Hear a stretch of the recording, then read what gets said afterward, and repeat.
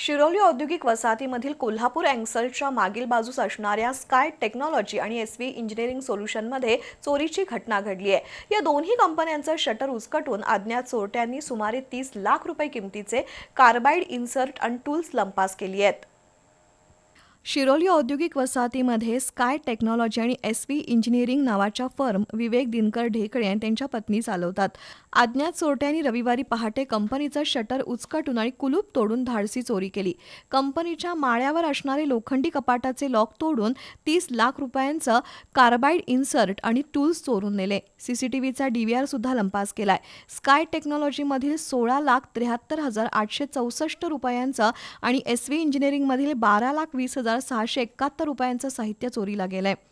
या घटनेची फिर्याद विवेक ढेकळे यांनी शिरोली एमआयडीसी पोलीस ठाण्यात दिली आहे। शिरोली एमआयडीसीमध्ये 4 दिवसात चोरीच्या 2 घटना घडल्या आहेत।